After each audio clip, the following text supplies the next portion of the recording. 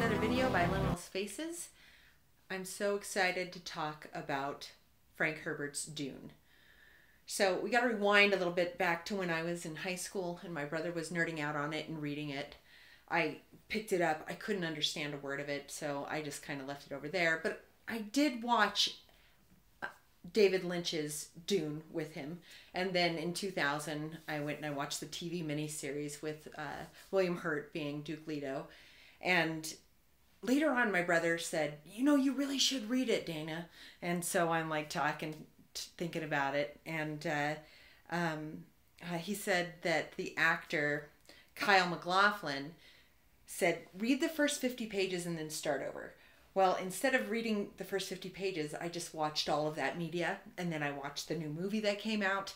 And then I listened to the book reading of it. And then finally, I was like, okay, I'm ready to read this. And all of that pre-work was amazing because Frank Herbert has written one of the most dense, political, satisfying, subtextual reads that once you understand all the inner workings, your mind just completely explodes. So I'm going to talk about my 3 favorite moments and 1 bonus moment from the book. So first, to start off, in the new film, Liet Kynes is played by Sharon Duncan Brewston.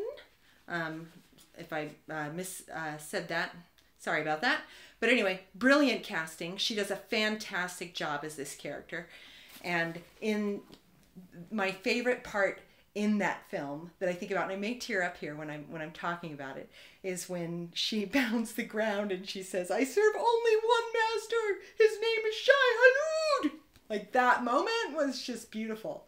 So I'm like excited to see that moment in the book. It wasn't in David Lynch's movie. I don't remember it from the miniseries at all. So I'm reading the book and reading the book and reading the book, and I come to Liet Kynes' death, and it's not that. It's something completely freaking different. The Harkonnens strip Liet of all of the Fremen suit and throw him out there. In the book, it's a him. When I was reading it, because I had her in mind, I still saw her getting thrown out there. But so she's thrown out there in the desert with no water, and the birds are circling, and she knows she's going to die.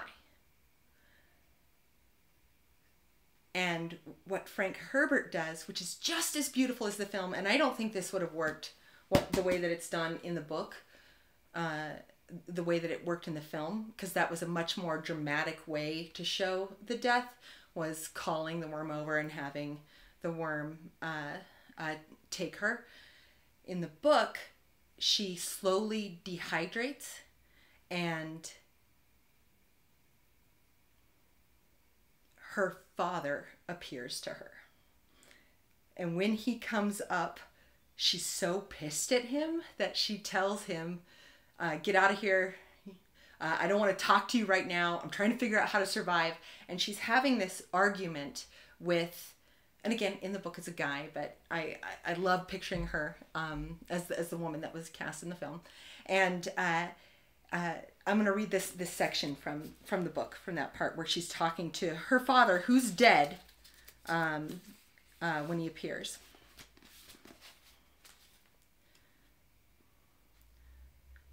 The voice shocked him because he recognized it and knew the owner of it was dead. It was the voice of his father, who had been the paleontologist here before him. His father, long dead, killed in the cave at Plaster Basin.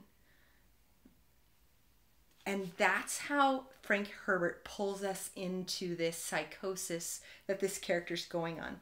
And the reason that the father is called back, because they're trying to turn this desert planet into an oasis. And in Liet Kynes' death, they're wrestling with the fact that they didn't get to see their dream come true, but they chose death in this moment, to be thrown out into the sand in the movie, to be eaten by the worm, to vote basically for Atreides instead of the Harkonnens, because Liet Kynes is a go-between between those. And so the choice of death in this moment is to go to what their father wanted, which was the green lush lands, rivers flowing on Arrakis. All right, I'm going to read another section where we see Liet Kynes talking and annoyed with their father because the father's here telling them what they need to do to make the planet green. And he's like, no, I need to survive. And he says, please stop lecturing me, father, Kynes whispered. A hawk landed on the sand near his outstretched hands. Kynes saw it fold its wings, tip its head to stare at him. He summoned the energy to croak at it. The bird hopped away 2 steps, but continued to stare at him. So the whole time, as he's arguing with his father, there's this hawk waiting to pick at his flesh. And then the very end part, Frank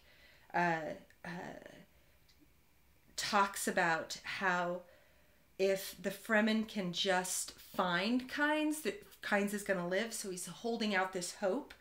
But what happens is deep underground, a huge gas bubble from the spice bubbles up. And here, and basically it's going to have an explosion. And that's called a spice blow. So Kynes is like laying on top of this spice blow. In the film, calls the worm over. But in the book, like laying on top of it, it bubbles up. He felt it bubble beneath him, felt it break, and the dust whirlpool engulf him, dragging him down into the cool darkness. For a moment, the sensation of coolness and the moisture were a blessed relief. Then, as his planet killed him, it occurred to Kynes that his father and all the other scientists were wrong. The most persistent principles of the universe were accident and error. Even the hawks could appreciate these facts. Oh, it's just so fantastic because we see how small life is and how large it is at the same time, juxtaposed with accident, error, hawks waiting to eat, and how really brutal nature is. So that was my first favorite moment, both in the new film and in the book. 2 totally different deaths of Kynes, but brilliantly built on the page and film by the creators. The next part where I was completely stuck in my tracks is when Jessica is negotiating with the Fremen to stay. And as she's preparing to meet with Stilgar, she has to stop and think. And I'm just going to go ahead and read it, and then I'll talk about why it blew my mind.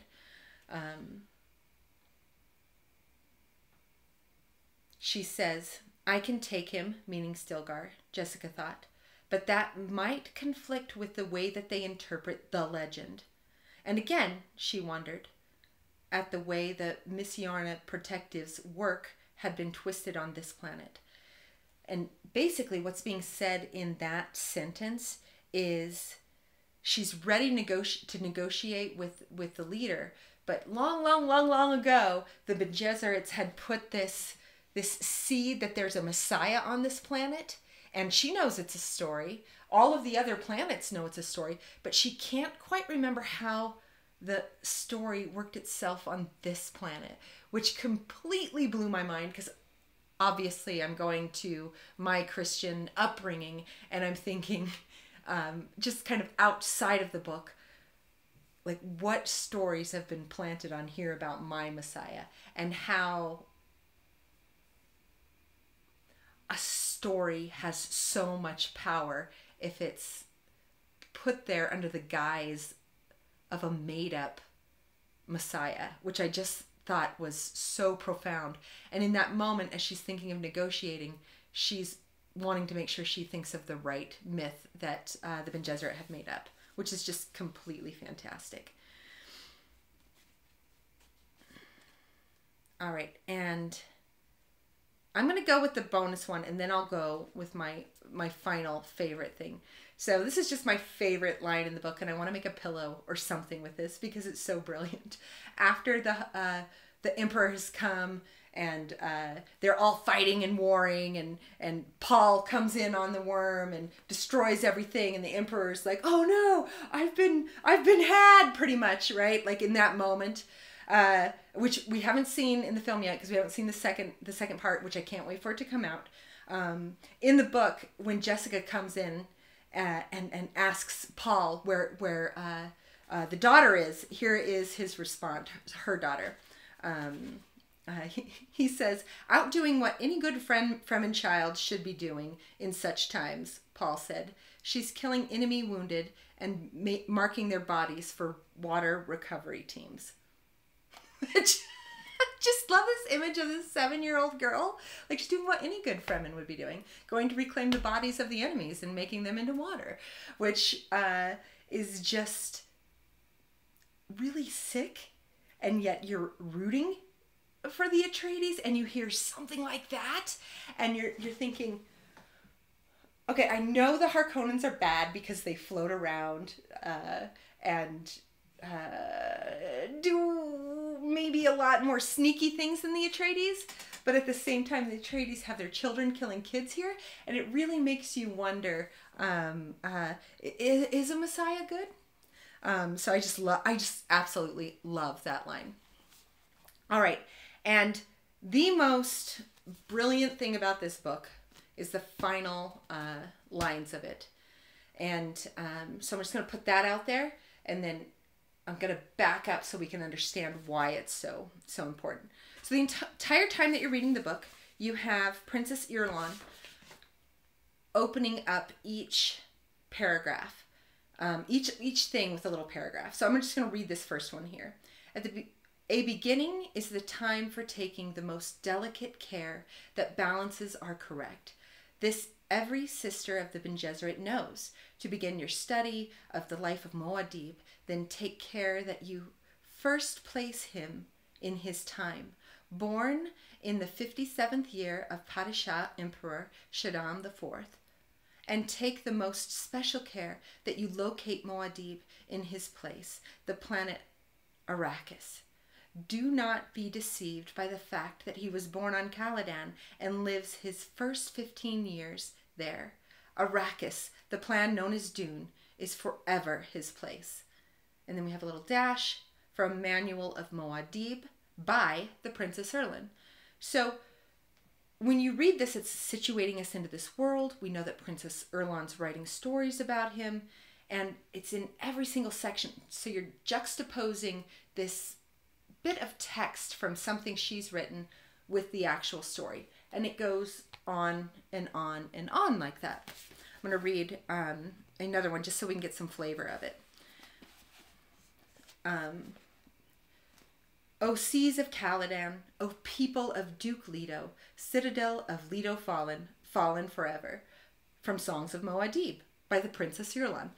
So there's a short song that she's written.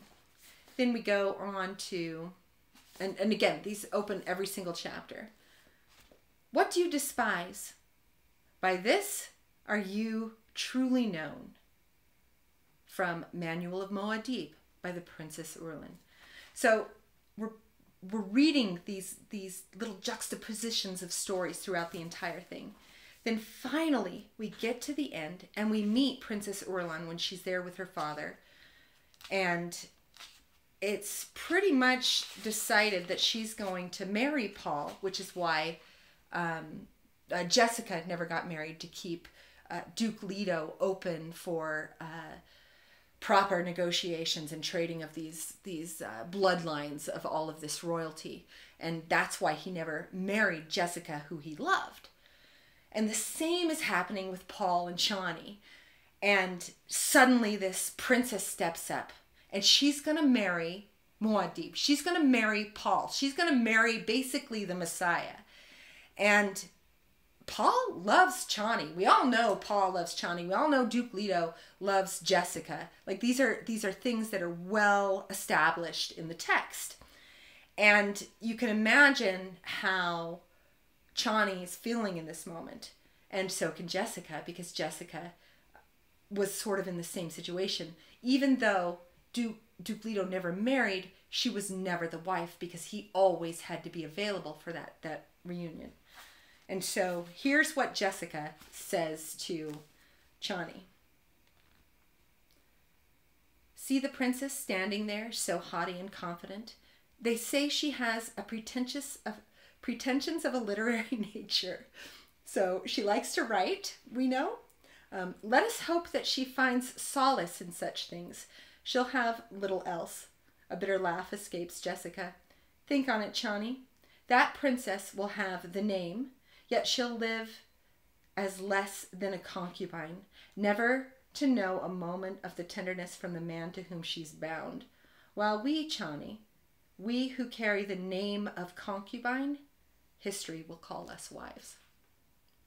Which I just think is so brilliant, because then you have to go back and look at all of the little books and stuff that she's been writing, and everything that you thought that those meant begin to take on a new meaning. So if we go back to this song, so we know that there's this woman that's married to basically a Jesus figure who's not allowed to really interact with him. She's there in name only.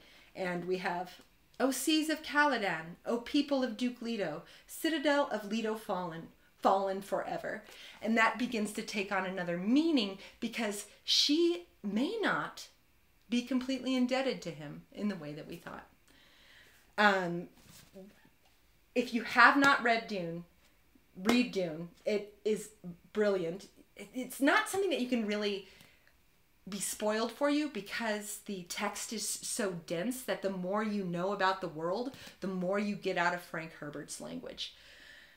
Ultimately, I really think that this text speaks to me as a woman in a unique way because of that twist that it does with Jessica, Chani, and Princess Erlin. I made a shirt for this video, so I want to show it to you. Plans within plans within plans within plans. Thanks so much. Hope to see you next time.